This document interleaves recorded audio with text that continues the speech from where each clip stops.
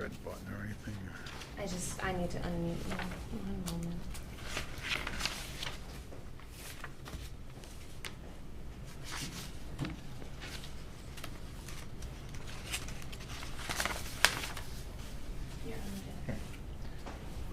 All right, given that it's 5:30 p.m., November 19th, 2025. Recording in progress. I'd like to open the Town of Bourne Board of Health meeting.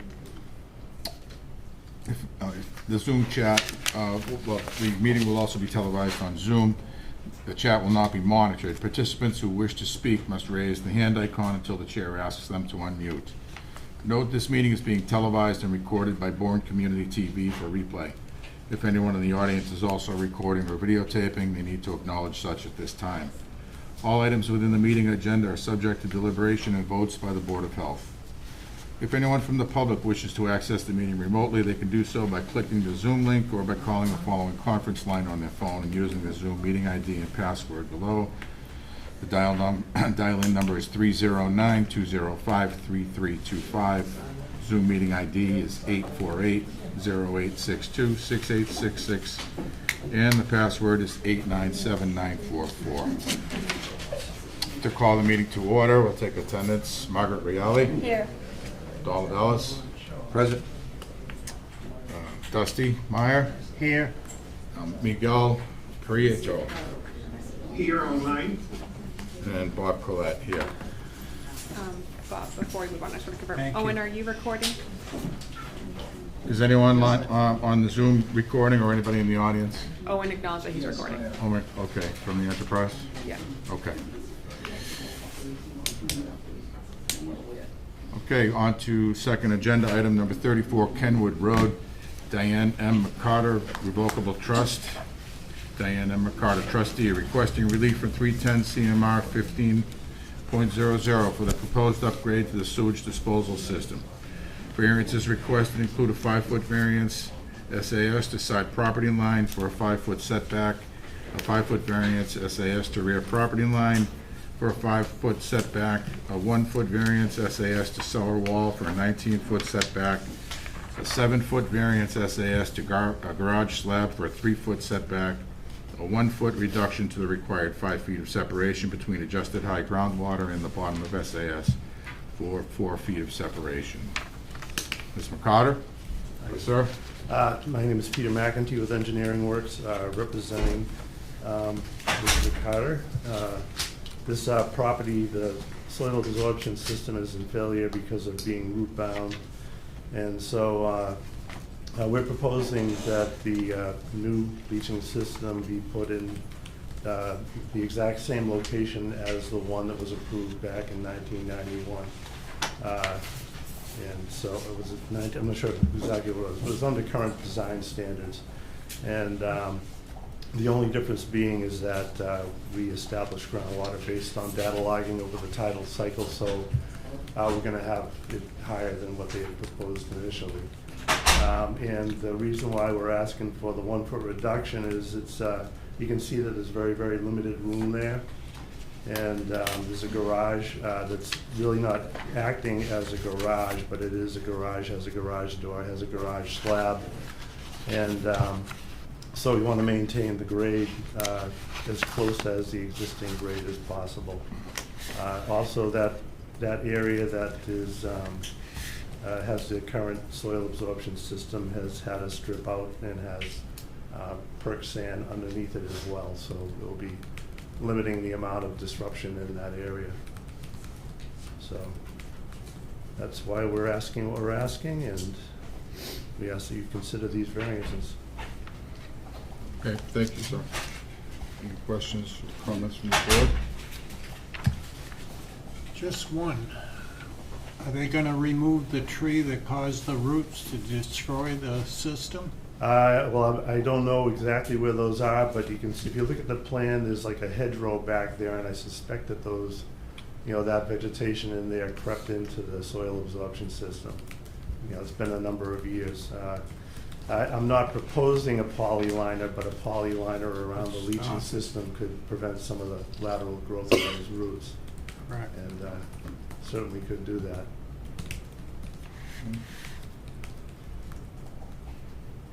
Anyone else? Katie, any comments on this? No particular comments. It's a like-for-like upgrade, voluntary upgrade because of a failed SAS. No proposed changes on the dwelling, as far as I can tell. The property is for sale, correct? Yeah, I Yes. think it's sold. No changes in bedroom count. Everything looked good. Property is located in the Passaic Harbor watershed, but that particular watershed does not have a defined TMDL at this time. They are on for Concom tomorrow. Yeah. I spoke with Stevie, the conservation agent, and she said that there's no outright concerns from her perspective, only going to Concom because it's in the flood zone.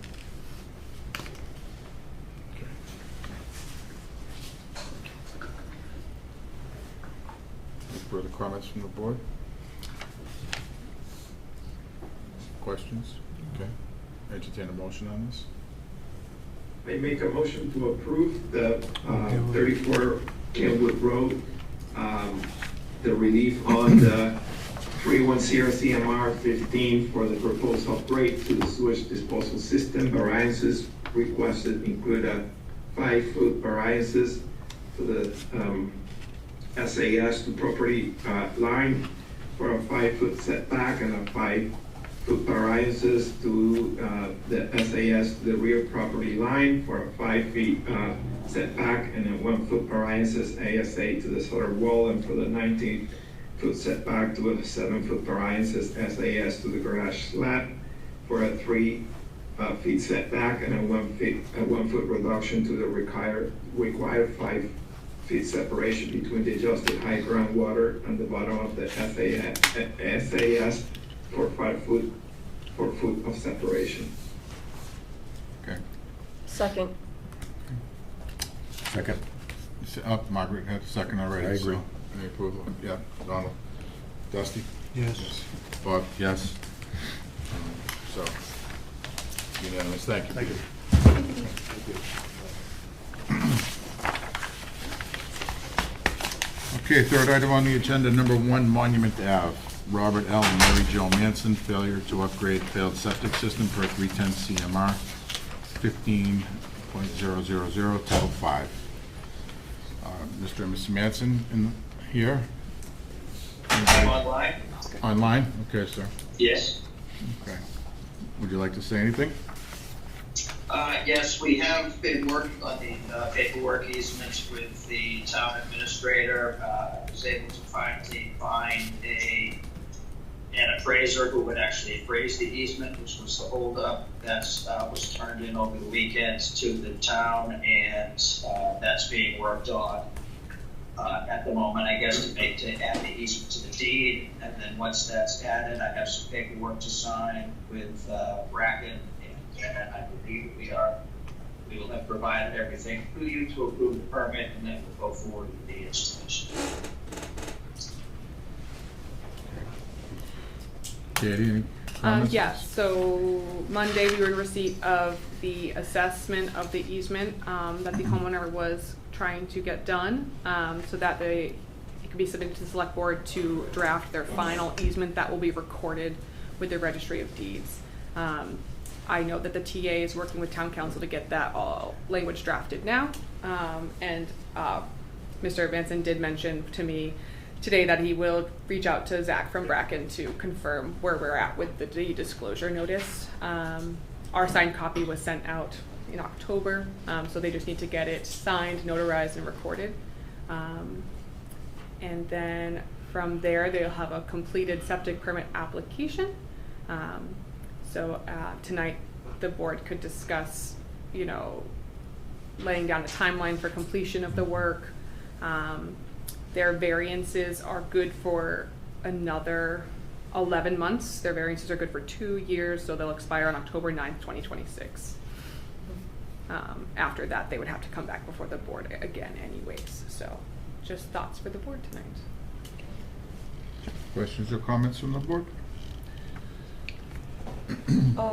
A reasonable amount of time for us to ask them to have that package, that complete septic package in, what would be, I think we should set a time limit. Yeah. I would assume that the select board won't discuss the easement paperwork until December. And I don't know their meeting schedule for December. So I would say March. So the holdup has been more in the line of the town. It's been the holdup because, so this project is a little bit special, because the lot is constricted, so they had to get an easement on Into town the property. into the road, So that yeah. all went before town meeting, so that definitely Right. prolonged the timeline. Okay. And then from there, we needed an assessment of that easement to make the easement paperwork legal, that we weren't giving away portion of land that's worth more than $22,000, because then it would have to go before procurement. So he had to find an appraiser who could do that work. It proved to be very difficult to find someone Okay. who was able to do it. It's a small amount of land. It's 262 square feet of roadway. So it's not something that people appraise on a regular basis. Okay. So there was a holdup in that. And so now it's just the actual legal documents that have to be signed and executed, and I don't. So a lot of that will be on the town, on their end. All right, so do you think that it would be wise to set some kind of a time limit, or is this just out of their hands anyway? I don't foresee it taking more than 2 months to get everything situated. Okay. So long as I saw that legal counsel had already drafted a document that just needed verification from the town engineer, and then the select board would have to vote on it at a meeting as well. So Okay, so basically my question is, should we impose some timelines? Or, you're right, they are overdue for their upgrade. right? Mm-hmm. It's because even though it's 11 months, if we want to Mm-hmm. Absolutely. have, a goal for them to work for. Yeah, so the only outstanding documents for a complete application right now is the deed disclosure and the recorded easement. Okay, so what would, I know you've gone through timelines with me, Mhm. but, what would be a reasonable, you said March would be a reasonable time to ask them to have the complete septic system? Yeah, given just that they're, reliant on another entity as well Right. to get that done. Okay, Mm-hmm. all right. So that would be. They Okay. might like to have that beforehand and install before the summer as well. Yeah. So, I mean, that might be something that they are looking for as well, so. So that would be 4 months. Yes, and I do know that there was part of the town meeting requirements was that, the town was gonna implement contingencies for the install because it is on town property. It does block a roadway, utilities could be disrupted. So there was specific timelines on when and if the upgrade could happen. So I think at this point, it might benefit the board to just vote on a specific timeline to get the completed application submitted. And then once that is submitted, we'll confer with DPW and town administration to verify when it is appropriate to start the work. Okay. All right. So the utilities that are gonna be interrupted while the install is going on, are there other houses that are running off of that? Yes, so or- this would be the connection from Shore Road to Alona Ave, Worcester Ave, that whole area over the railroad in Monument Beach. So that's why we want to disrupt as little as we can while we're doing that work. Correct. Mm-hmm. I almost wonder, well, we wouldn't judge it, but maybe the selectmen will place a bond. I believe they all did that process during the town That's meeting, and that'll be a part of the their easement. problem. Yeah. Mm-hmm.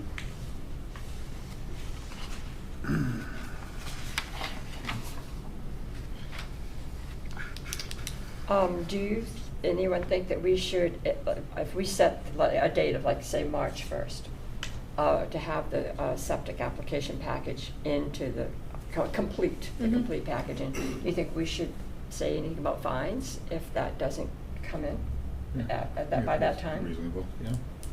Okay.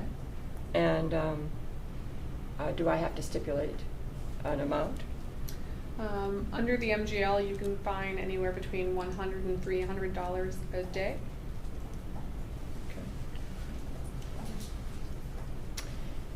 Okay. Well, I'll make a motion then. Okay. Just a concern from my end, if I may. Sure. Is that I'm relying on the town to hit that deadline, so it's somewhat out of my control. That's what I'm worried about. Well, the permit won't be issued, I believe, until all the paperwork and everything is completed and brought back to the health department. So we kind of, I feel, should have this open-ended because we do not know how long any of that will take. You know, we can say, fine, 3 months, and one mess up and they're, you know, way out of bounds. What are the outstanding documents? It's the deed restriction? The recorded deed disclosure that states it's an IA technology, and then the recorded easement, because the easement has not been finalized yet. Okay. Too many open-ended. The deed disclosures could be done tomorrow. Tomorrow. Yeah. And then the easement, if the town is actively working on it, we want to close this as well, especially if the applicant is looking to install this year, because there are going to be limited timelines where that could happen effectively. Now, if the town doesn't come through, could we Absolutely. reassess and Yes, withdraw I will keep you guys this updated motion on that process or and the withdraw town's this end as well, decision? yeah. Mhm. Because if it's, obviously, we wouldn't hold them responsible if it wasn't their fault. Yes, come that deadline, I would update you on where the select board is at with their process. And if they hadn't completed their end, then absolutely the board So could we would withdraw. only hold them responsible if it was something that they had failed Yep. to do. Right, I would agree with that caveat, Yeah. because they do have their hands tied. Right. But it should move ahead. Right. It really should, especially what I'm hearing about the December meeting with selectmen. Mhm. So I think it's in our right to create Could that we caveat to vote on a protect the. continuance instead of a resolution, or a Well, we sort continuance of, until March? we sort of need to make sure that the wheels keep turning here, Miguel, I think, so. But I understand, but if Yeah. it is out of the owner's hands, and we can meet in March, and if everything was in place and nothing was done, we can institute the fines then. Okay. But you're not tying yourself to fine someone if it is the town's fault. Right, right, Correct, that's the caveat we were just discussing. yeah. In the event of a delay incurred by the town's Which is out of their control. inaction or inability to move forward on their end to allow this to happen in a timely manner, then we could institute fines, but I think there needs to be some kind of a hard deadline to work by and to make sure that this project gets done. But if the town can't do their part, then certainly we could extend it. Well, can't we set a timeline? Yeah, Okay, I think we can- just, like you said, have that caveat included in the motion, Mhm. right? Yes. That if, so I move that the homeowners at First Monument Avenue will submit a complete septic permit application by the 1st of March unless the town has not completed the easement, everything that they need to do to make it possible for them to submit the easement assessment. It's called the fully executed easement. If they haven't finished it, then obviously the homeowners can't do that. So it's only if that's completed and they have everything and they have not submitted it, then by March 1st, then a fine of $100 a day will begin to accrue.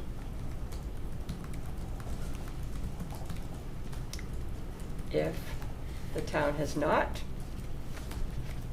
completed the fully executed easement, then the homeowners will not be held responsible and we can reassess at that time. How's that sound? Yeah. Very good. All right, do we have a second? A second? Okay. Mr. Meyer? Yes. Yes. Miguel? Yes. Yes. Bob Colette, yes.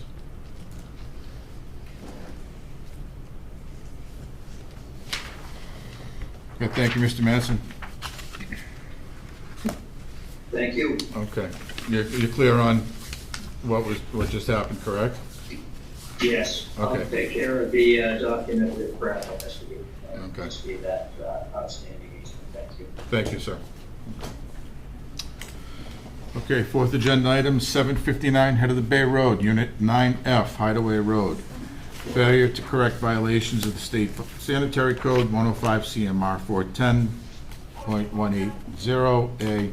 Orders to correct dated October 31st, 2025. Discussion and possible vote on declaring property unfit for human habitation. Is anybody here to represent? Yes. Yes. Okay. Can you identify yourself, please, for the Despina record? Zagoras. I'm sorry? Despina Zagoras. Okay, nice. I can Okay, thank you. bend that Could you bend the microphone. microphone down a little bit? There you go. Okay, and say that one more time, please, your name? Despina Zagoras. Okay, thank you. All right, so what would you like to? So yes, I'm here to represent my elderly mother because there's a bigger picture that's going on that I think it's important that you can understand the situation fully. She is being financially exploited by a non-paying tenant through using coercion and deceit, which is, according to mass.gov, a form of elderly abuse. This has been going on, and I was not aware of it from the beginning. So now I'm trying to step in and trying to, take care of things and take care of the situation. So unfortunately, we have this cottage for 35 years. It was always a seasonal property. Just last year, 2024, we decided to install some a heating system in there, with the possibility of trying to rent it out very short term. So my mom decided she wanted to do it just very short term for a 3-month lease. She wanted help paying for her new accessible shower that was installed. She needed some extra income. She doesn't have much money at all. And so we installed a newly installed heater last year, permit pulled, inspected, and it was perfectly fine unit, brand new. And this tenant had a lease from December 2024 to end March of this year. So it was a 3-month lease. She used an agent to help manage, the tenant, the property.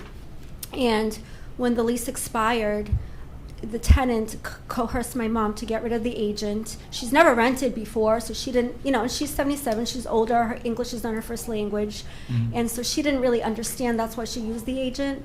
And he coerced her to get rid of the agent, that way she's not paying him a percentage, and he begged her, just let me stay a little bit longer. She says, nope, I need it for the summer, I need it. She was letting him rent for nothing.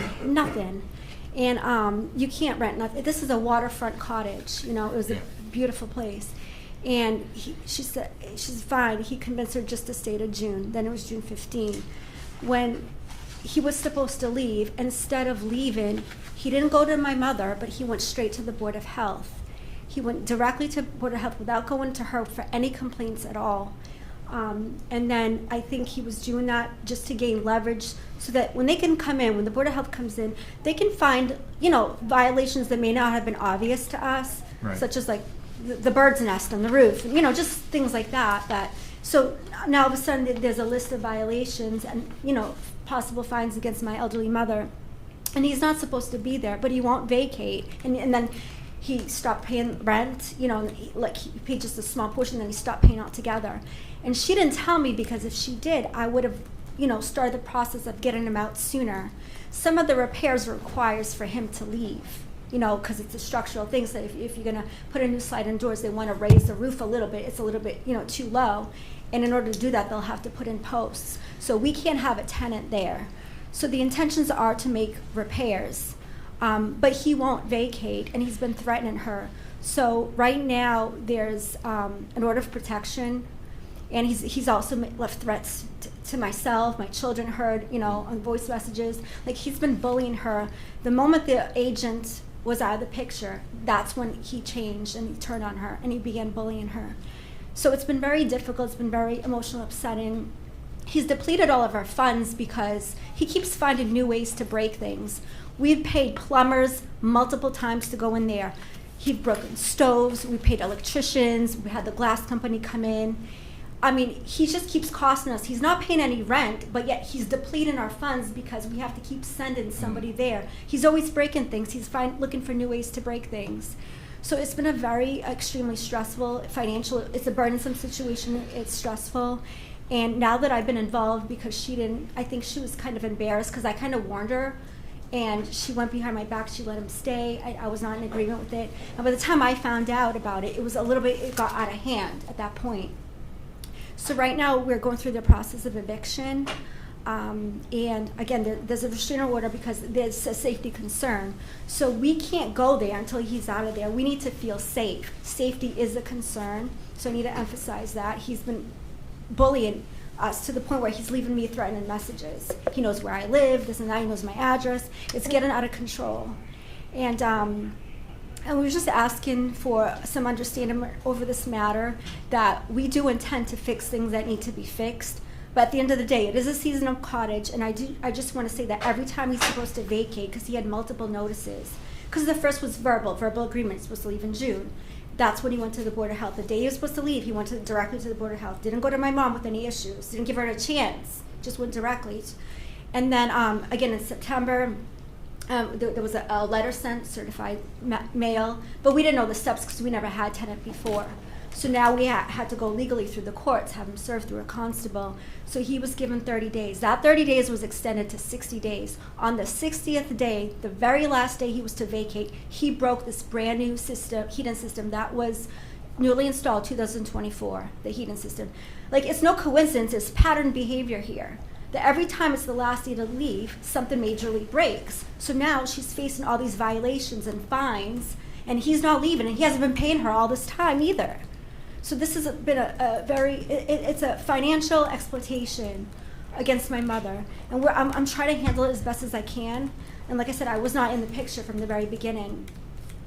But we're going through the legal process, and at the end of the day, we have safety issues, and he needs to vacate so we can make those repairs.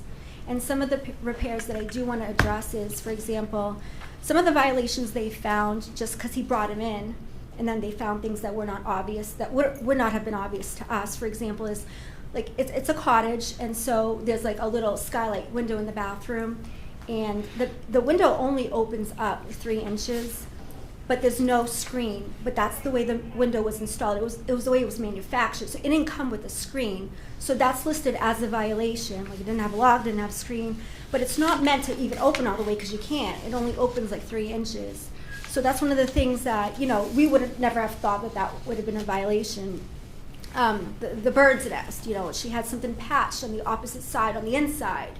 She paid to have someone done. She actually bought the material to have it patched.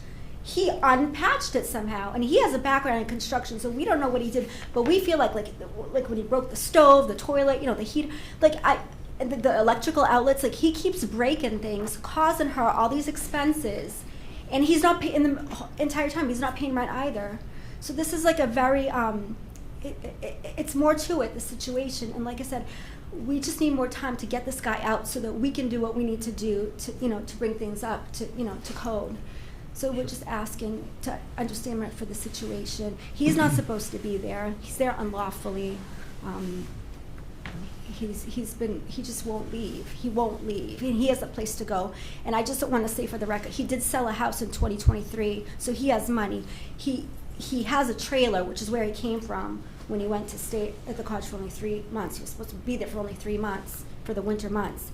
So he has family, he has a girlfriend because she keeps coming over. So he has places where he could stay, but he just refuses to leave, so we can't make the repairs. So our hands are tied, and it's a very frustrating situation.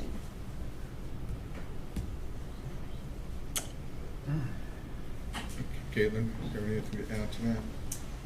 Yeah, so specifically for this agenda item, the next agenda item speaks more to the other violations that Justina spoke of right now. But for this first agenda item, it's strictly just the lack of heat and the potential for this property to be unfit for human habitation. So that's something that you guys will have to talk about tonight based off of what you have heard. I would like to speak on behalf of the tenant, please. Okay, in just a moment. Okay. Yeah, so I mean, for just this agenda item, I would specifically keep any conversation to just the lack of heat.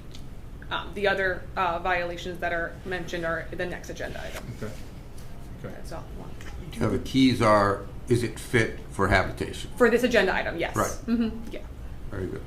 based off of the fact that there's a lack of heat. Lack of heat, right, and the property's not insulated, correct? No, because it's always been a seasonal cottage, like most Right. of the cottages in Hideaway Village are, it's just, you know, Right. it's another seasonal cottage. Yeah, okay. But I just want to emphasize again, like this pattern behavior here. When he was given the extension, 60 days, he was supposed to leave in 30 days. We gave him an extension. On the 60th day, he broke a brand newly installed heater. It was installed in 2024. So you see, like, this is his way of gaining leverage to stay rent-free and cause these violations against my mom. So he can, you know, he can force her to house him somewhere else. She can't pay to house him. She doesn't have money. He hasn't been paying her. So that's why she can't even make the repairs. He's not supposed to be there. He's there unlawfully. It's actually, he's now considered a tenant at sufferance, which means his lease expired. She asked him to leave, and he's just not leaving. So he's there unlawfully. So we're just trying to, again, go through the legal process to get him out of there. But he has places to go. He just refuses to leave, to force her to pay for him to stay somewhere else. And that's not going to happen. She can't do that. She can't afford that. And to be clear, there is no heat in the home. Well, he has his heaters that, you know, the electrical heaters. Okay, But so there's that power. actual unit is turned It's not off. functioning correctly, is that my It's understanding? turned off, So yeah. no, there was a gas heater installed last year in 2024 that was turned off by National Grid. Well, he called, because he's a con artist, yeah. CO2. He's, So Is yes, that so the- that's the heater that's installed. I'm assuming he's also using like. space he's heaters. using the, yeah, exactly, mhm. exactly. But the CO level in that house, Right. it can change at any time, especially in the wintertime when you close up windows, you know, if he had any in So there. that was the one that was shut down, right? There was- Correct, yes, it because was of- shut off because at of the unit, It was yes. too high. Okay, so they Yeah. haven't got that, but how about hot water? Dion can speak to that a little bit more. He did the inspection, but I don't believe it was the hot water is not serviced by that heater source. It's separate. Yeah, it's, the hot water, there is a hot water tank. It's a smaller tank. The hot water did run out pretty quickly. I ran the water in the bathroom, at the sink, and I can't remember, I did state the time it took for the hot water to run out, but I did note that on the report. And I just wanted to say that in regards to the hot water tank, he did have an appointment with Dion. So if he knew he was going to be there, he could have just ran the water so that by the time he comes in, that it would have ran out very quickly, you know. And it is a small tank, but it's also a small cottage, you know. And he, you know, he understood. Like he was shown the property. It was disclosed to him from the beginning that the slider was one pane, and he accepted it as is. The agent disclosed it, and he agreed. You know, he accepted it. So it wasn't a problem all winter long when he rented it for those 3 months. But we told him, we gave him that extension to stay, and then we told him he had to vacate in June. All of a sudden, then it was a problem, the single pane glass. So he's just using it, you know, Buying time. to buy time, correct? Yes. But it's seasonal, it's not insulated. So we could deem it, not that it's uninhabitable, but it's uninhabitable for year-round use. Correct. We could deem it, we could declare that. Now, would that be helpful to the situation? Or that, you know, that he would have to vacate if we did. Correct. Yes. I mean, if that's what And your then order stated, if but we- yes, we if there's rule- not adequate heat. If we, would the homeowner be then liable to pay for him to stay someplace else? The way the code is written, if the board votes such, yes, but I believe that's if you vote it's condemned and unfit for you. If you order them to vacate because of this it could fall on the homeowner, yes. I don't know what legal actions they have with whatever civil suits that they have ongoing, how that would play out to it. But it is written that, yes, that's how the code is written. I also wonder when the period of time expires that, that the ruling would expire, right? If it's a seasonal property, does that allow him then to move back in without having paid back rent or anything like that? No. That would all fall on their notice to quit and their Right, if he's forcibly eviction removed orders, from the yeah. property now through through an order, does he have the right to move back in there at the end of, if it's just a seasonal order? Legally, that's not up to you. So, I mean, the homeowner and the tenant would have to go through the court systems. They're currently in an eviction process, and how that plays out would deem what that is. At the end of the seasonal time frame, so what is it? May 31st, once May 31st comes around, if that court ruling hasn't played out, potentially under, our statute, he's still the occupant, but he's not actually in the dwelling, so. Right, that's what Yeah. concern of mine is. That's the basis of my question. They're already involved in legal stuff already. Right. I would suggest that we deem it uninhabitable during the heating season. Yeah. Because it's seasonal, and that this is an order that a possible order that we got from Caitlin. Right. If we do that, then he would have to leave. He would have to leave. Right. I think, thinking from the other perspective too, so if the board found tonight that it is unfit for human habitation because it doesn't meet this code requirement that is deemed to impair, if you didn't put the specification that during the heating season, that would put an undue hardship on the homeowner as well, because that would mean that that person could not utilize that home until such a time that it became insulated and fully heated. Right. And if that's not the purpose of this home, this dwelling, and it never has been, that seems like an undue hardship. So we have to make that clear. Yes, If we do that. if that were the case. It's not that it's uninhabitable, it's the fact that it's a seasonal home and it's not properly heated. It's not built to Right, withstand. right, yeah. Mhm. So there's a certain season and this is the season. Yeah, the housing code states. Uninhabitable only during Yeah. now, right. The housing code kind of defines like this heating Yeah. required season from September 15th through May 31st. In which case, in those time frames between 7 a.m. and 11 p.m., you have to be able to maintain 68 degrees Fahrenheit in the home. In between 11:01 p.m. and 6:59 a.m., at least 64 degrees Fahrenheit. I may be simplifying this, but it's a deplorable condition that is existing at a house that is seasonal. And it's not required to have the heat by its own definition.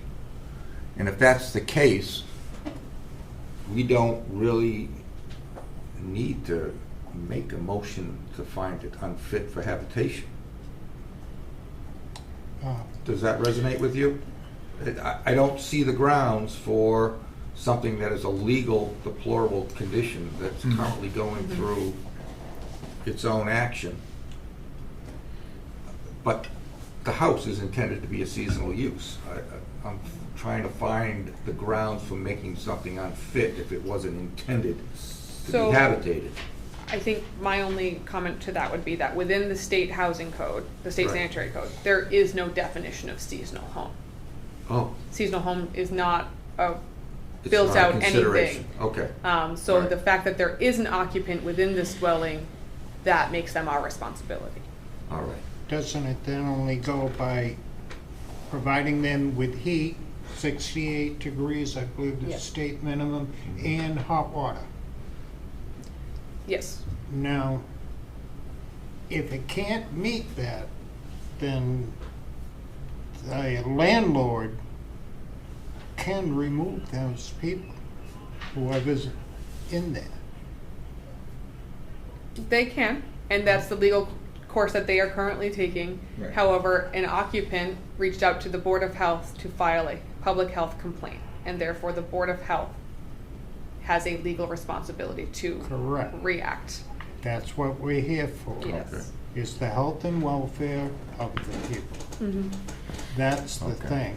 So until the courts decide, because you got a case going in for an eviction, and when does that play out? December 10th.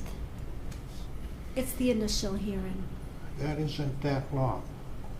I'll tell you what, I'm not one for camping like that. That's cold. Yeah, well, yeah, it is, and it- according to the housing code, you know, it's not supposed to be in there because of the. Correct. So, He's not paying his rent. not paying the rent, because there are a number of reasons why he shouldn't be there, so. He didn't appear here before us. but- He has a representative who would like Oh. to speak. Yeah. I'm here. Yep. Mhm. So- Okay, so, would you approach the podium, please, ma'am?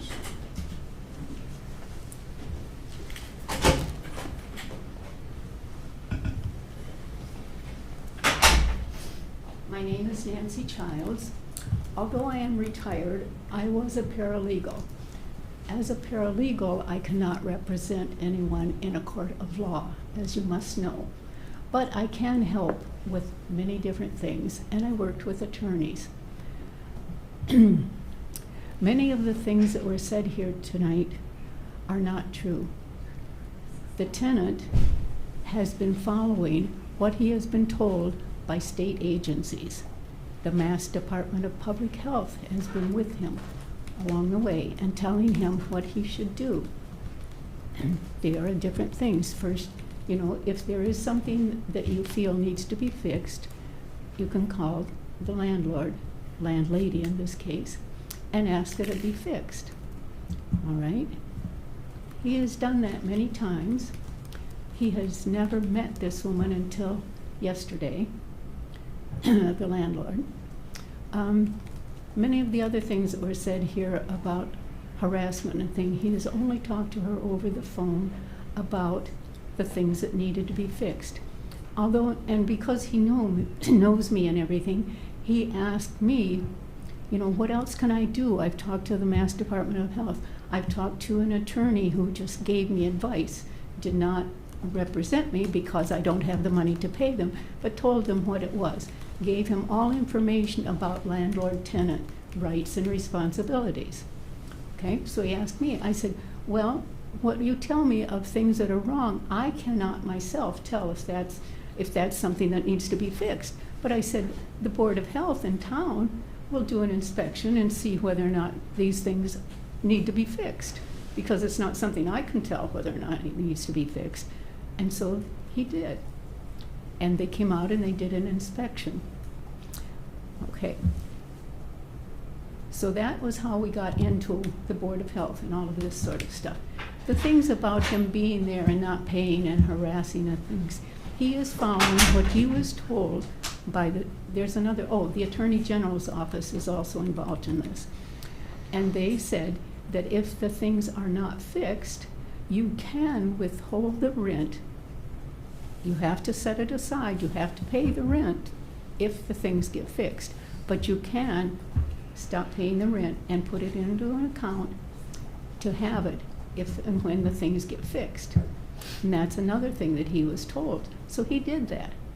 If, you know, when this gets settled of everything, if it's decided that he should pay that rent, he does have the money to pay it. And that he has shown me. All right? I have copies of the things that he has from the department, the Mass Department of Public Health, and things from the Attorney General that he has, copies of the things from the attorneys that gave him the advice. They said they would not represent him, but they would just tell him what the laws were and what he should do. So he has been trying to do that and trying to get this fixed. Also, in June, he received a notice that he could stay in this house if but the rent went up because, and it went up to $1,500. It's $1,000 a month in the winter. And he knows that now, because I have explained to him, this sounds to me as though what we call a winter rental, because in the summer, the prices are always higher for them. So that's explained. The other thing, now, again, this is something that, because this is in housing court, it hasn't been decided yet. But to me, it looks as though the lease has things in it that are not, in my opinion, they're not legal. I do not think that you can rent a house and have a lease, and the lease says that you accept it in as-is condition.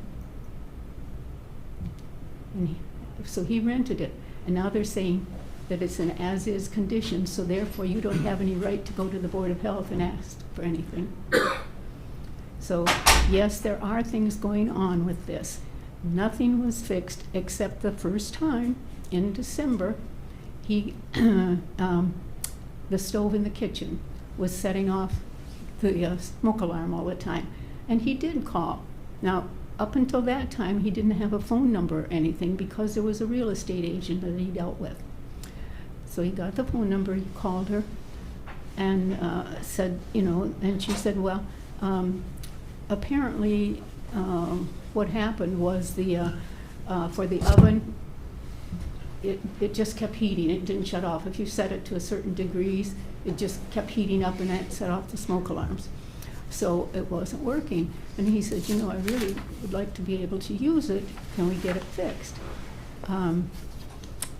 She told him he should just learn how to use the dial on it. But then they did. They talked. At that time, he thought everything was okay. She agreed that if he could find a reasonably priced stove to replace it, that she would pay for it, and the way she would pay for it is, if he bought it and had it installed, then he could take the amount of the stove out of the rent. And that's what she agreed to, and that's what he did. But the next time that he asked about something that wasn't working, nothing got done. And from then on, nothing got done. He has kept track of all the calls to her and what he asked to be done. So on this, I did not know. I came tonight because I thought that you would be talking just about the things that you have been talking about, with the violations, the code violations. I did not know it would be getting into all of this. So I want you, when you're considering this, that he knows that he has been following what he has been told, that yes, he could stay there. I have told him, depending on what you say tonight, that he may have to leave immediately. He doesn't have any place. He does not own a trailer, as she said, to go. He has been trying to find another place, and all of the, I call them the housing authorities in towns, he is on waiting lists on 5 different places. We will find him a place to stay, and he knows that he would have to, depending on what you say tonight, he may have to leave tomorrow. Let her continue to speak, please. You can respond, okay? So when you're looking at this, please take into account that these are things that he has been trying to get fixed. I'll tell you one other thing that I know. He called me one day and he said, the heater, and it's a wall heater, is not working, and I let her know that, and she said she would have her plumber come and take a look at it. I have to wait here all day, and he said, he's not coming. I said, well, see if you can get the name of the plumber and just ask them. Usually they'll give you a time. If you're home between certain hours, that's when they're coming. He called me back and he said, well, I called, and yes, and I've talked to the plumber, but he's not a plumber, he's sort of a handyman. I said, for a gas heater, you have to have a plumber, as far as I know, with a gas fitter's license to repair anything like that, not just a handyman. So it's things like this that he tried to do and didn't. He does have, depending on what happens in housing court, if they determine that he should have paid the rent all along, he's been keeping the rent, then he does have that he can pay. But that depends on what happens in housing court. But the picture that was painted was a little different from him. He was trying to follow what he had been told by the Board of Health here, by the Mass Department of Public Health, by the Attorney General's office, and by the attorneys that he consulted. And things did not get fixed. That's all he wanted, was things to be fixed. But I thank you for listening to me. Okay, thank you, Ms. Childs.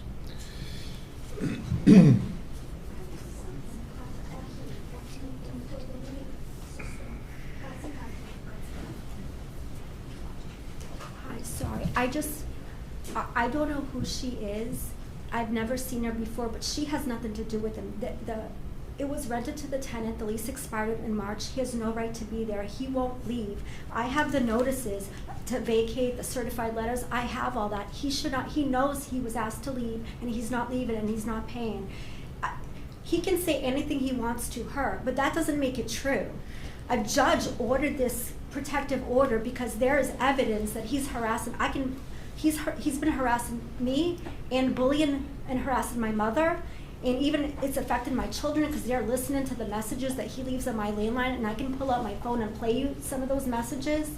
So, I mean, this person, you know, he's a con artist. He knows the system, and he's using it well against my mother. I'm also in contact with the Attorney General's office. I've talked to them multiple times so they can try to help my elderly mother who's being financially exploited, because that's the term they use, and this is listed on mass.gov, that tenants, you know, that financially exploit their elderly landlord through coercion and deceit. This is exactly what he's doing. This is a form of elderly abuse. This is what's going on. I don't know, like whatever she said, it doesn't matter because it's between us and the tenant. She doesn't know what's been going on. She doesn't know. I don't even know who she is. He can tell her anything that he wants. Good. So he's there unlawfully. That's the bottom line. He should not be there, and he knows it, and the judge knew that in district. It's just, this is upsetting. Should we get legal counsel? Well, I think, well, thank you for your feedback. You know, all of this stuff aside, as the Board of Health, we have to focus on the health violations that are in existence right now, and the fact that we have a person living in the home with no heat. Right, but he's refusing to leave, and he has funds, and I can show you. He sold a house. It's in public record in Wareham, 2023. He sold a home. Mm-hmm. He left the trailer to come stay at the cottage just for the winter, and he never went back. He has a girlfriend. He can go places. Yeah. He has money. My mom does not. She can't house him. He hasn't been paying her. Right. Okay, we have someone else that would like to say I'd like to speak on that. Would you come to the microphone, please? Surely. Identify yourself for the record. I will. Should sanction identified. My name is Sandra Mendes. I'm the sister of the tenant. She's correct in her saying that he did sell a home. It was a home that was my mother's that passed away. He sold that home to pay for nursing home bills that mounted into the thousands and still owe. She doesn't know half of what he has been through. I understand you're saying he's not supposed to be there. I get it. Okay. He has paid his rent. He has also withheld his rent and does have it in his possession to pay and is willing to pay, provided things are done. When the heater went, he came to me and asked me if I had a heater to lend him overnight so that he could have heat because he didn't have it. Right. He's called her. He's called different agencies to find out. Could you let me Please. speak? You had your turn. We have, It doesn't matter what you You say. had He's your there turn. unlawfully. He shouldn't You be had there. your turn. We got a cop there, he can escort. Where's the gal? I'm not here to argue with anyone. He's there Okay. illegally. I Ma'am, think we've please heard maintain enough. We decorum. kind of have a sense of what the situation is here. And It's going to be handled in court, Yeah. and rightfully so. Right, What and we're here again, for tonight we have is to just focus. to see what's We have to gonna go focus on. on the health. aspect. That's of it. all we're asking. Yeah, we, you know, Came the to find other, out if things were gonna get fixed, the rest of it will be determined by. and that's all we're court. asking. Yeah, we can't. We didn't come here to defame anybody. No, I know. That's okay. I appreciate the information. thank you. Thank you. Okay. Any other questions or comments Are from we the board? looking now among the board members, or you still have the public for an open? Anyone else from the public care to speak on this? Okay. All right, so, any other comments, or we're prepared to take some action? I feel this, Okay. you know, I made that suggestion, but Yeah. anybody else have anything else they want to say? Would anybody like to make a motion on this? No, I have some comments first. We have some comments. Okay, go ahead. Yes, and you know, the scope of the board is to determine if a dwelling meets the criteria set by the current codes to see if it is inhabitable or not. Right. We're not here to take sides, we're not a court of law, we're not evicting anyone, we're just gonna determine if it meets the criteria set by the current code. And if that criteria has not been met, then what can be done to remedy the situation? And then we establish a timeline for that. So based on what we're seeing here, this has been going on for a little while, but this is not the first time that we've declared a dwelling unfit for habitation from lack of heat. And that's what I think that we need to focus on. I agree. We just have to remember that we decided that in the motion, to say that it's because it's a seasonal home. Because it's not uninhabitable in general, but it's uninhabitable because it's a seasonal home. Just reminding you, whoever makes the motion. Right, there are a lot of units in the Cape that are seasonal, basically that they're not get rented in the winter because they have no isolation or no insulation and no heat. Right. But you know, the current conditions, we have to see if it meets the code. If it does not meet the code, we have the obligation to declare it unfit. Or if we can provide a reasonable time, if we already have that in the regulations saying what is the time frame to fix it. If it cannot be fixed, it cannot be inhabited safely by any human being. Do I get that correct, Bob? Yes, absolutely. Okay.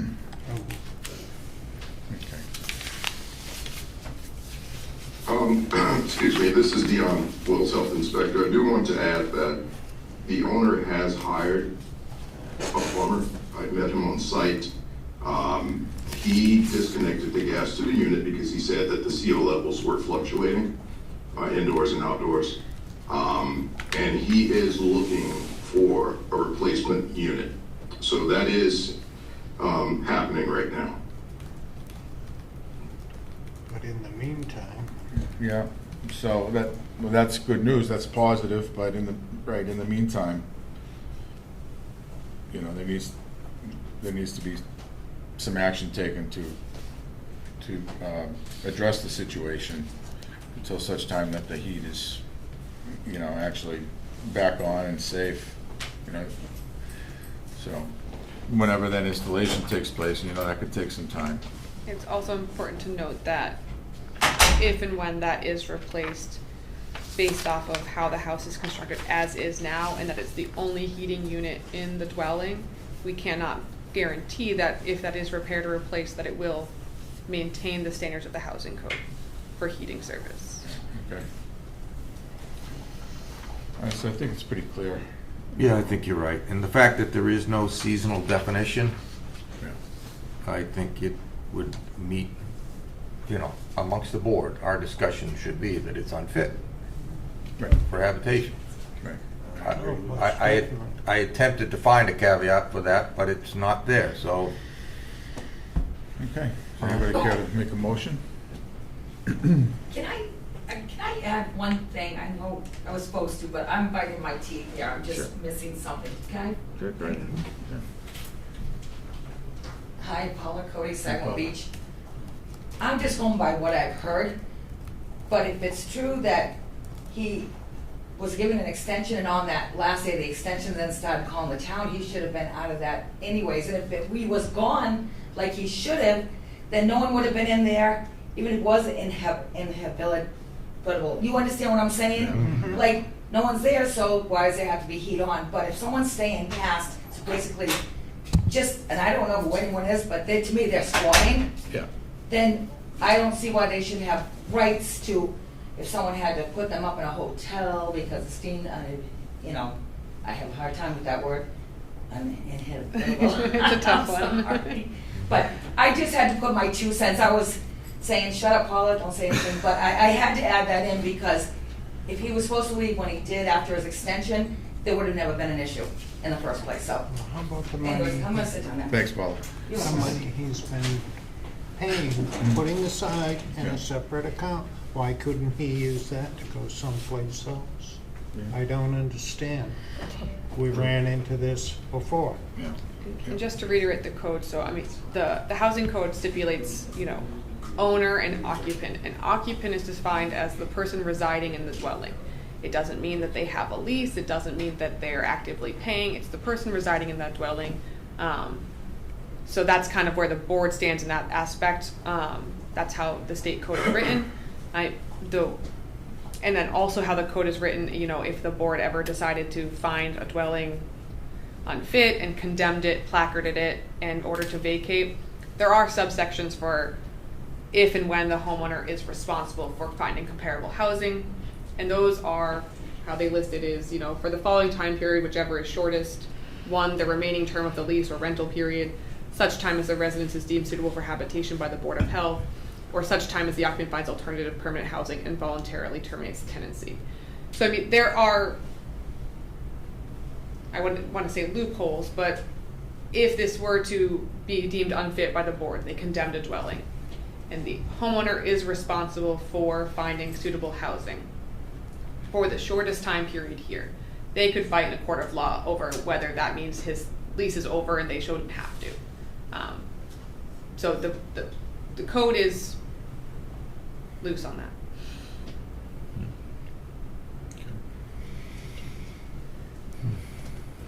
Well, the only thing we're concerned with is what we were elected to do, and that's our orders of, has to be habitable.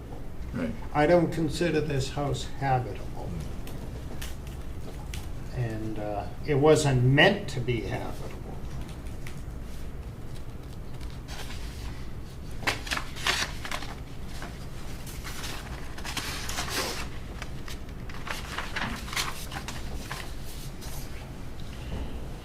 Okay. So in a similar case in the past, if Yeah. the board was looking at deeming it unfit,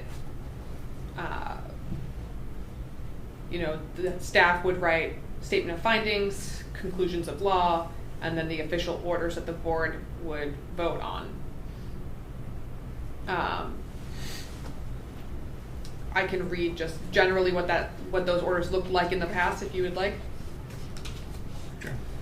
So, based on the foregoing findings of fact and conclusion of law, the board hereby orders: 1, the entire property is hereby deemed unfit for human habitation. 2, all occupants of the property are ordered to vacate the property within 24 hours of the date of this order. If any person refuses to leave the property, the board may request such person be forcibly removed by the state or local police pursuant to 105 CMR 410.900D. 3, the property's owner is ordered to secure the property.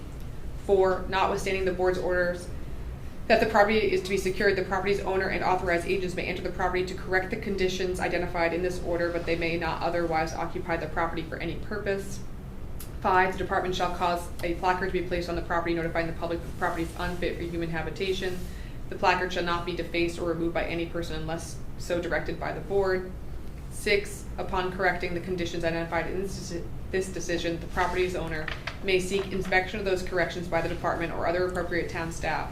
The board's orders above shall terminate upon a written determination by the health director that said condition has been corrected, at which time the placard may be removed. So that's kind of the orders that were found in a recent situation where the board found a property unfit for human habitation. Is that something, does that sound like what you guys are looking to do tonight? That sounds like the precedent that I was thinking. That sounds like it's right on, especially with the part about what will retract the order or the motion that is gonna take place. Okay. May I add one more thing? No. And that, this, No. comment period has been closed now.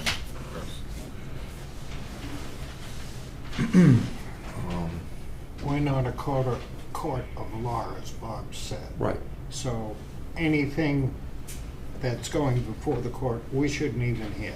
No. It's none of our business. Just, we can only act on the health I don't conditions. care of the about, health law. Yeah, right, the precedent right, associated with being unfit right, and what our actions are. Correct. yeah. Court will sort everything else out.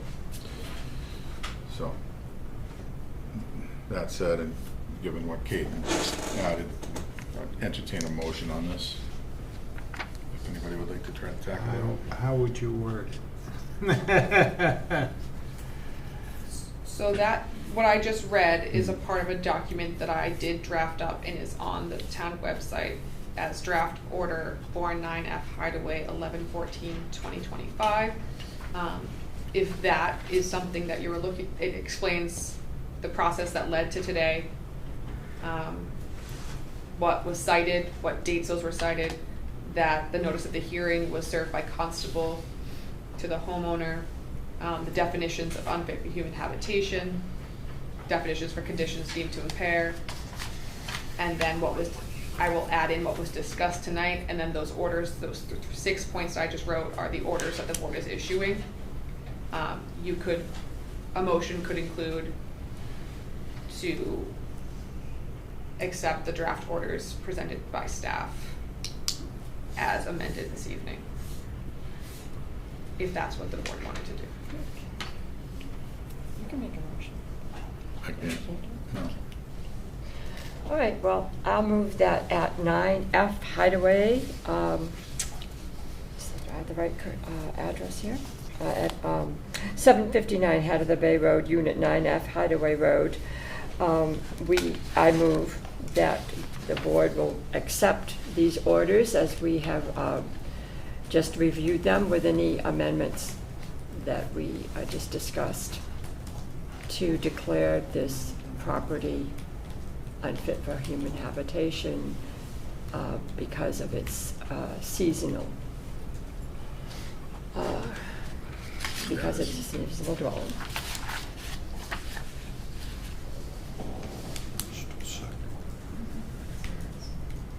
Any comments on the motion?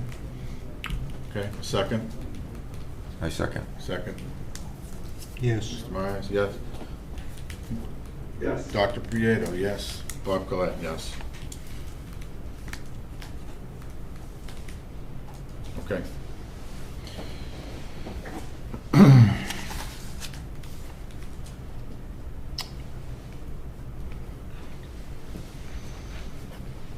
So, agenda item number 5, 759 Head of the Bay Road, Unit 9F, Hideaway Road. Failure to correct violations of the State Sanitary Code 105 CMR 410.000. Orders to correct dated June 2nd, 2025 and October 16th, 2025. Caitlin. So you guys were provided a timeline from when Dion first received the complaint on May 30th. Do we have any questions on that?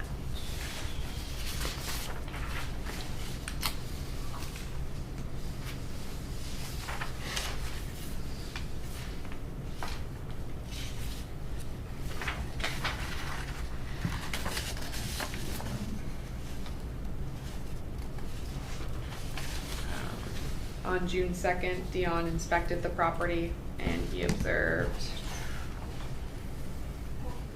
7 specific violations of the housing code. And then when he revisited on August 22nd, there were the following violations still existed: a non-locking bathroom window, broken slider glass, cracked soffit vent, electrical outlets not functioning. A plumber had not yet been hired to check the water heater, missing window screen on the main floor.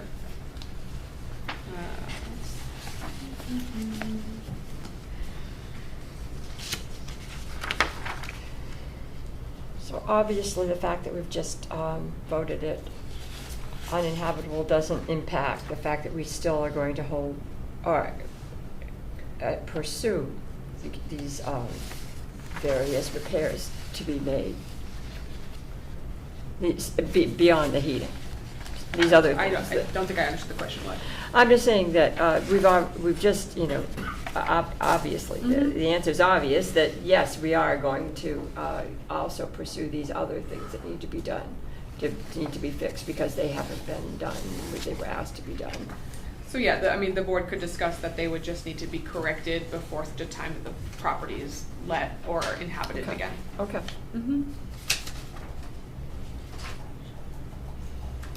So I Dion, agree with that suggestion. Oh. It should be that they have now, once the unit is vacated, based on the owner's daughter saying that she couldn't do the repairs because someone was there. If no one is gonna be there, they'll be able to fix it. So before it's habitable again, they have to fix this violations. So I will attach these conditions to being declared, fit for habitation again. So I just wanted to comment on the electrical outlet. There's the one that you're speaking of, that one never worked. There's no live wire in there. The electrician that got rid of it never put a cover on it. So that one's never gonna work. It was not intended to work. It's in a space where it's behind a couch. You don't even see it. And we never intended to fix that and put a live wire. It just needs a cover.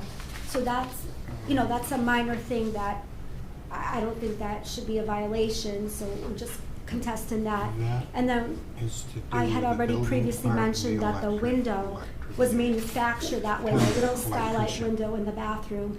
It doesn't open all the way, just a few inches, 3 inches, and it didn't come with a screen. It wasn't manufactured that way. So if that's the way it was produced, it's not, how is that a violation on us? It was installed, it was, whoever installed it, that's the way it came.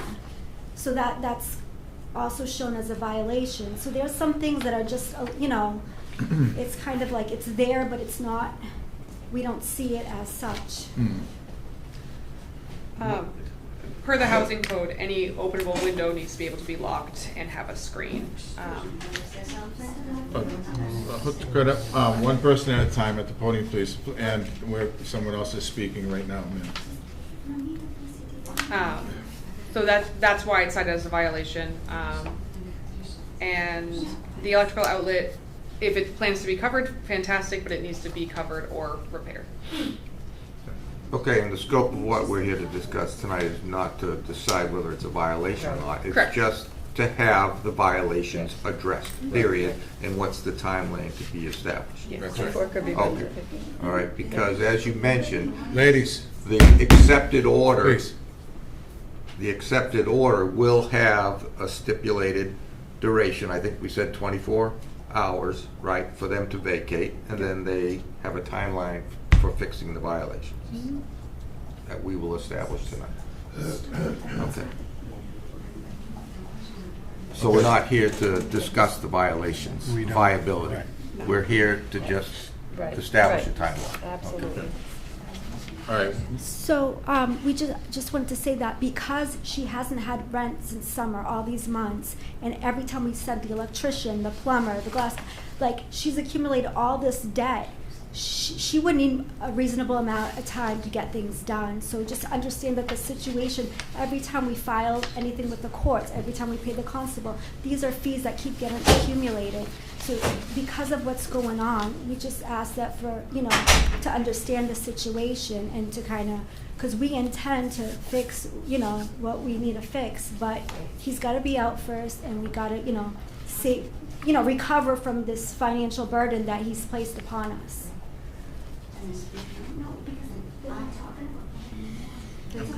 Okay. One at a time, please. If you'd like to speak, ma'am, go ahead, and then. It's going to be.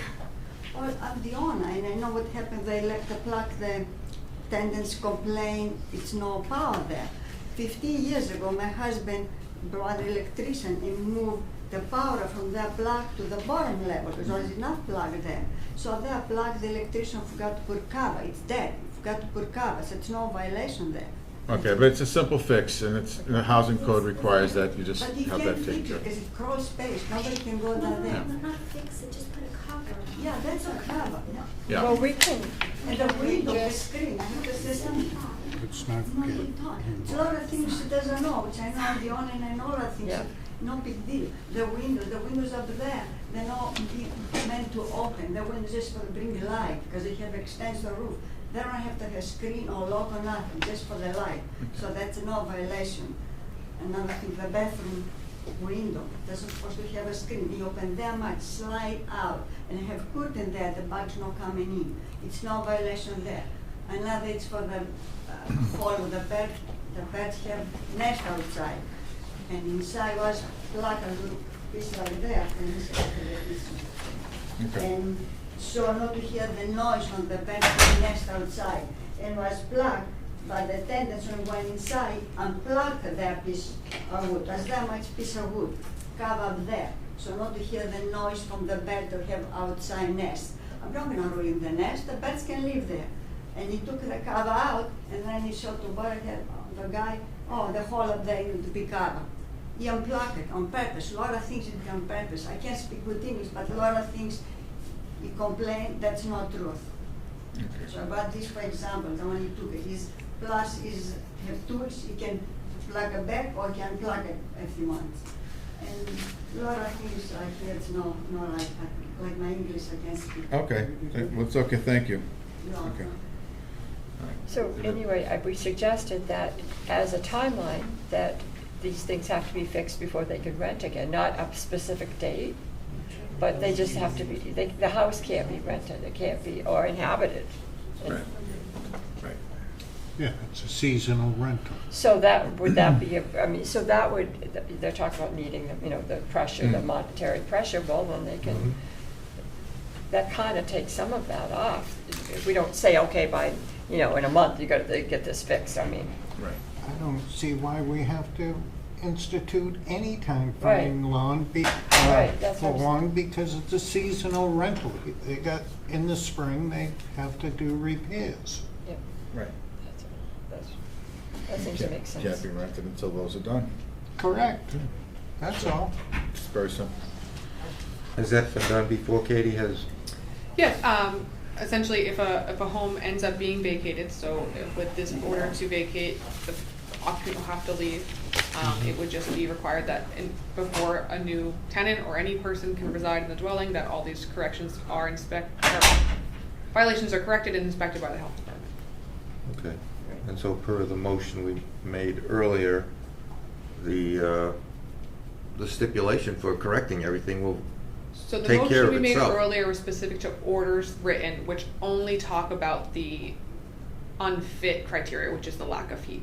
So a motion Okay. on this agenda item could include that all outstanding violations from orders dated this and this must be corrected before such time the Okay. dwelling is let or occupied again.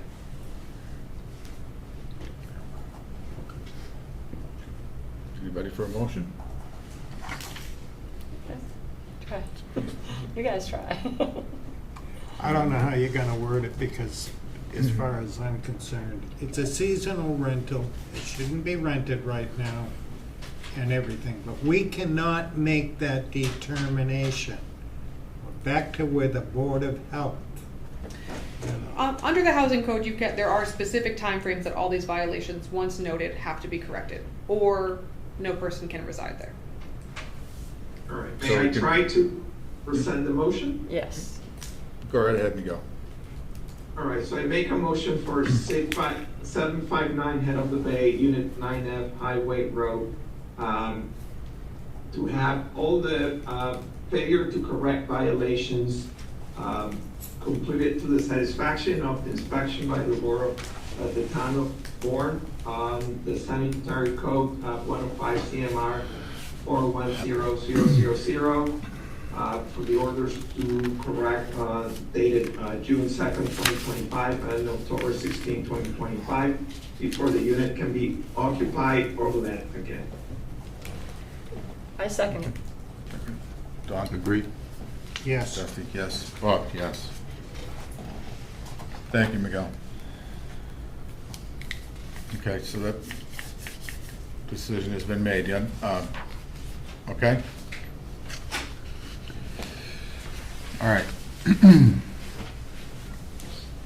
So number 6, public hearing to amend the regulation of the Bourne Board of Health restricting the sale of tobacco products to update local policy decisions recommended by the Mass Association of Health Boards, FY25 Model Tobacco Sales Regulation pursuant to MGL Chapter 111, Section 31. This is a continuation from the October 22nd, 2025 hearing, during which there was a public comment period which has been closed at that time. So we'll continue a discussion as a board of this topic.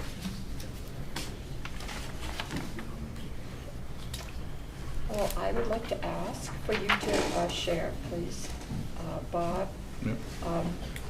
because you had a particular amendment to the regulations that you suggested, and I'd like to hear you elaborate. Well, this particular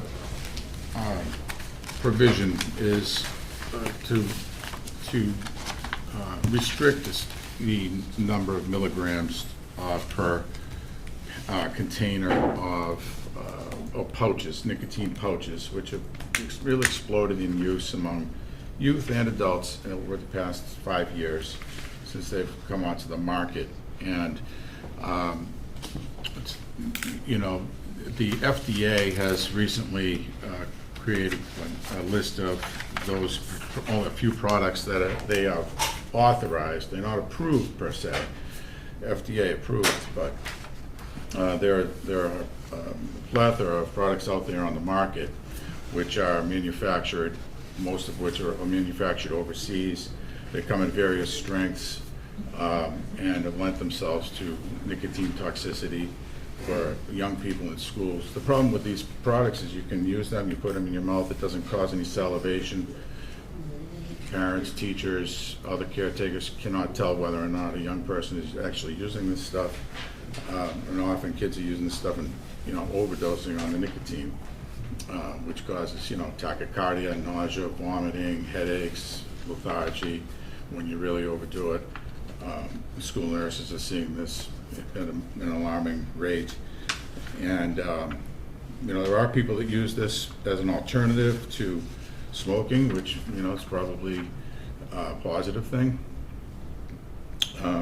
But there are people, this is promoted on social media very heavily, among, which is, of course, a huge part of young people's lives these days. So college kids are using this at an alarming rate, way beyond what the intended doses would be, and causing serious health problems with them, and as well as high school kids as well. You know, they're telling college kids, you know, when you're going to pull an all-nighter, you know, you can use this stuff to help you, you know, cram, study for tests and all that.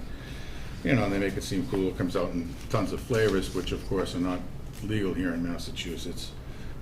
But the vast majority of these products have not undergone any FDA scrutiny or any chemical analysis to determine whether the actual number of milligrams that they state are in the product is what it actually contains, and along with other chemicals. We just don't know what's in this stuff, and it's coming out so fast that nobody can keep up with it.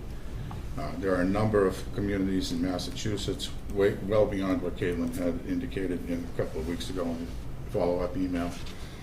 In fact, the latest one to just put this restriction in place was Tisbury on Martha's Vineyard yesterday.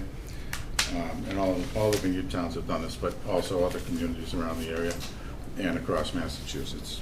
So, you know, it's not a prohibition or a ban on this stuff in any way. You know, people can use this, and if they want, let's say, 9 milligrams, you could get a 6 and a 3, because typically comes in pack tins with 3 milligrams of nicotine per dose, or 6 milligrams, or we've seen it up to 18, but I know they come in other foreign countries up to 47, which is, it's just crazy, but so it's an emerging, and it actually has become a serious public health problem. Again, not to the degree that smoking is by any means, but again, we're getting people hooked on nicotine, which is a toxic substance used commercially as an insecticide by farmers, like Michigan and across the country and so forth. And when they use it, of course, they have to wear a full body suit, to protect themselves from exposure and all of that. It's not a benign chemical by any means. So it's just, and this is a DPH recommendation. None of their recommendations come without long period of legal scrutiny and evidence-based, data on a public health basis. And so it was, looking to, in the interest of public health, to just tighten up a little bit on how much nicotine is actually contained within products that can legally be sold. So, and it's not, I think there was some misunderstanding that this was a ban on the sale of these products, which is not the case. Of course, they'd still be available. Well, no, but we went through this before. Mm-hmm. And I believe menthol cigarettes was banned. Yeah. Okay, why can't, not the Board of Health, I'm trying, FDA or whoever, regulate this? They do, and so there will be some information coming out about that will be distributed to all of the retailers about what the actual authorized products are from the FDA, and right now it's a very limited, it's about 43 different nicotine pouch products, many of which are flavored, so it would be a smaller number here in Massachusetts. Yeah, it's just like those vape things, different flavors and all that. Right, and that's going to be part of the FDA notification too. But no one under 21 can buy this, correct? Yeah, that's right. So the only way the kids are getting it, it's funneling down from the adults down somehow. Yeah. Whether they're stealing or whatever. Yeah, a lot of them buy it online, because even though they're not supposed to be able to get it, they can, The Attorney General is supposed to control that, But it shouldn't, or correct me if I'm wrong, be sold in a convenience store, gas station, something of that nature. It only should be in an adult-only. I would, in the interest of, I wouldn't restrict it. I would not favor restricting it to adult-only establishments. I'd rather, if we're going to do something, to restrict the strength of these things. Because just to keep a level playing field for everybody. I won't argue with that. I didn't know they had that many different strength sizes. It comes up, yeah. I mean, it's, we've seen them, like I said, locally up to 18 milligrams, and I know it goes beyond that in other places. Yeah. Is it sold around here? Yeah, everywhere. Yeah, it's wildly popular. Yeah. So, can I share some, since the last time we met, I just went on the medical literature and I was looking for statistics. The only thing I'm gonna say before I give you this data is nicotine is extremely addictive, as addictive as heroin. Yeah. And, why do people use it? Nicotine has a powerful soothing effect, that people use it as a way to treat their anxiety, helps them calm down. But it doesn't mean it's beneficial. And it does cause withdrawal when you stop abruptly. That's why people can't quit smoking. What's interesting now about the pouches, there was a study showing that during 2023-2024, the use by 10th and 12th graders rose from 2.4% of the kids in 10 to 12th grade to 4.6%. So that's pretty significant, even though they, in theory, don't have legal access to it. And the lifetime use, that someone not just use them every day, but sporadically went from 3%, meaning the teenagers, from 3% to 5% of the teenager population.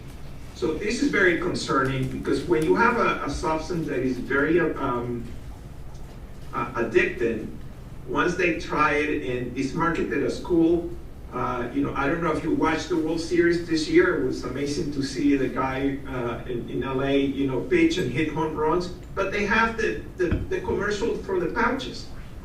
I don't know if you noticed that. I don't know if you saw it. And it's just, I found that very disturbing. And they tell you the lasting flavor and the colors. It looks great. We have no data on cancer because they don't have tobacco. They just have nicotine. But we have no data on that because this is new. But certainly, expanding the access to this is just having future generations become an addiction that they will find extremely hard to break. And this is not a medical treatment to help people quit smoking. No, it's not an approved method by the FDA to help people quit. From the information that I've received from you and from Miguel, and I've read on my own, nicotine is not good for you. It's not just kids. I mean, we're talking a lot about kids, but it's not good for adults either. It affects the cardiovascular system, and as we said with kids, it affects not just their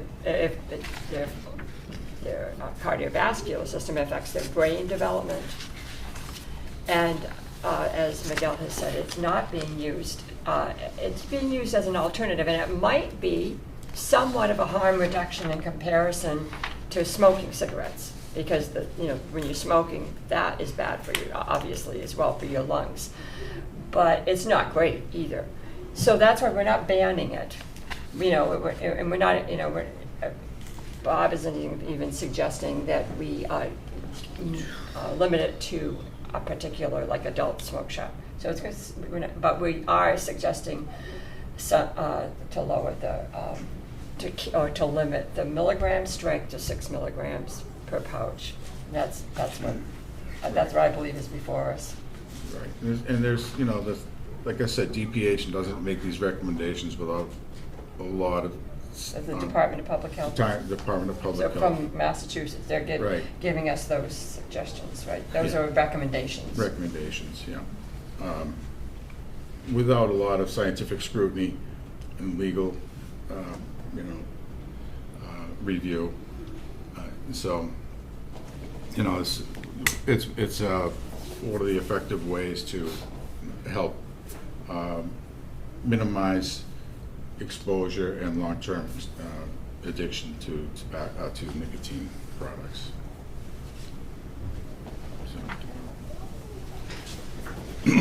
Which nicotine addiction, smoking still remains the #1 killer in the United States, and so it's an ongoing problem,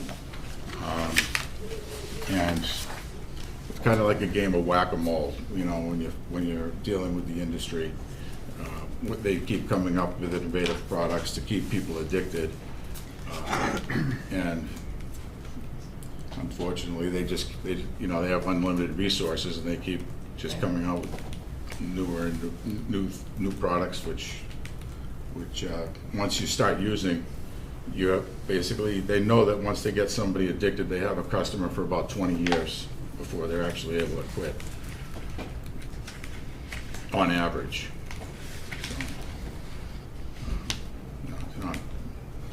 You're not talking about good people here, the people that manufacture this stuff. Yeah. Any other questions, comments, or what have you? Miguel, I had, I brought some additional information about the FDA and, their program, to how they review these products, and there's been a steady rise in the reported cases of accidental nicotine pouch exposures in young children that have led to hospitalization. all that stuff, and nicotine toxicity from repeat use of the pouches, and there's a world of information online that I would recommend that you take a look at, but if you have any other questions, I can certainly provide information for you. Anybody, any other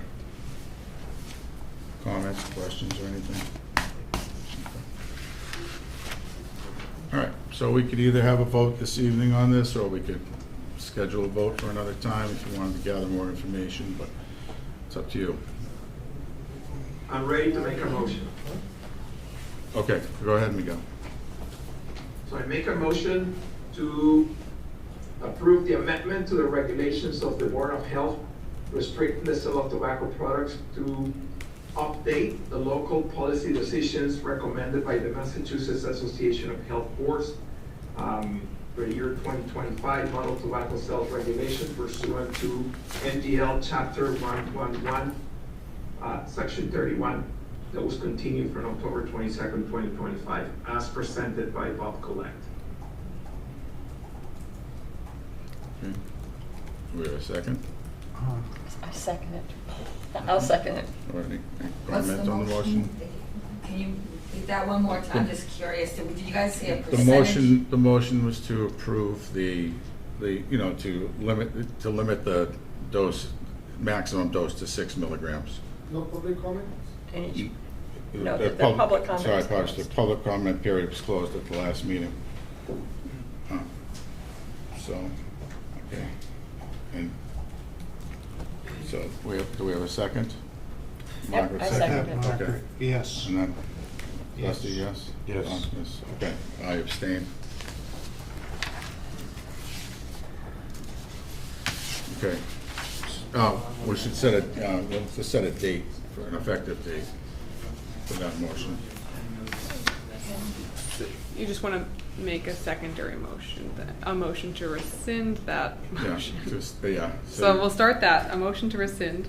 Okay, Okay, I make a motion to rescind the motion that Miguel just made. Okay. okay, so we have to get a second on that. Second, we have to add a date, an effective date, so. So we have to read. Second. Second. Okay. Yes. Dusty, yes. Okay, Miguel? Yes. Yes, I abstain. And then just reframe the motion to include an effective date. Which day are we coming on a consensus on? January 1st? January 1st, I guess. Okay. Can I say something? About the Sorry. day? I mean, it just, 1 month's not gonna be enough. We have a lot of product, Okay. more than 6 milligrams. Do 2 months. 2 months? 3 months to unload what they purchased legally would seem fair, so they don't get hung up with They don't inventory take- overhead. They don't take it back. It's a one-way street when you purchase this stuff. So they've already purchased stuff that was legal as of Okay, today. all right, well, 3 okay. months, I think, to not reorder, but to sell what they have. Seems fair. Let your inventory deplete. Yes, Okay, that we go. sounds good. So I'm not sure, you're asking me to make a motion saying that they can deplete the current inventory? No, we just have No, to we're gonna determine a pick, date. choose a date. Just extend the date. Okay, with the date, okay. I agree with the date, not with the other stuff, okay.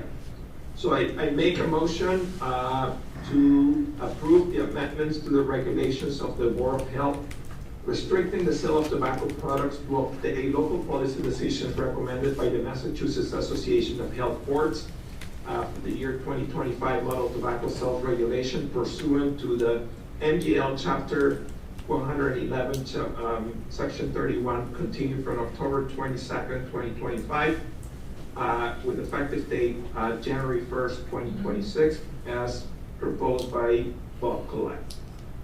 That's Miguel, let's go an additional 30 days. Let's go to February 1st. February 1st? Okay. Yeah.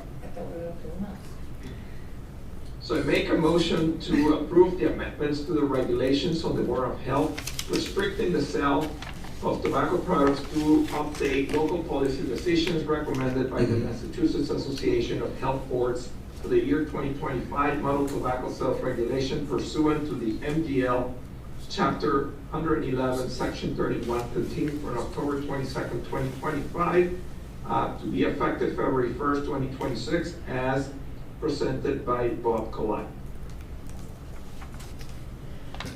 I'll second that motion. Second? Okay. Yes. Trustee, aye. Don? Yes. Okay. I abstain. Okay, that's that. So, item number 7 is a discussion and possible vote to rescind the current synthetic drugs regulation that was effective on March 17th, 2016. This is in response to the regulation that was voted on and approved at the last meeting. Okay, so we have a regulation on the books that We want to rescind. it's obsolete. Yeah, Do we need to discuss it? I don't really think so. Okay, I'll now make a motion. Yeah, sure. I move to rescind the Bourne Board of Health regulation titled Synthetic Drugs Regulation, originally adopted on March 9th, 2016, and effective March 17th, 2016. I made a motion to rescind that. Yeah, And we did receive it in our packet, right. the old motion. Okay. Do we have a second? I second. Okay, Miguel? Okay, Don? Yes. Dusty, yes. Bob, yes. Bob, will you mind for the public just to explain why we're rescinding this? Right, so back in 2016, the board adopted a regulation that prohibited the sale of synthetic cannabinoids and other synthetic drugs that were emergent at that time on the market. And there have since been several more under different classifications and definitions, which the new regulation that the board adopted last meeting effectively prohibits. So in order to avoid any confusion or possible conflict between the two regulations, it's advisable to rescind the former one, the old one.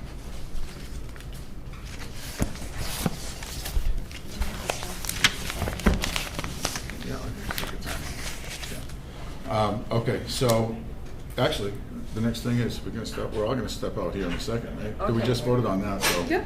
Next item is to adjourn. Make a motion We have to we have adjourn. anything else on that? I second. Okay, all right, I thought we had to do other stuff like. No, Okay. no, there's no, Anything else on the agenda? discussion. Okay, Well done. excuse me. See you, okay, Margaret, see you later. I voted yes. All right, yes, so, Yes. Wow. okay, well done. Meeting is hereby adjourned. The meeting is hereby adjourned.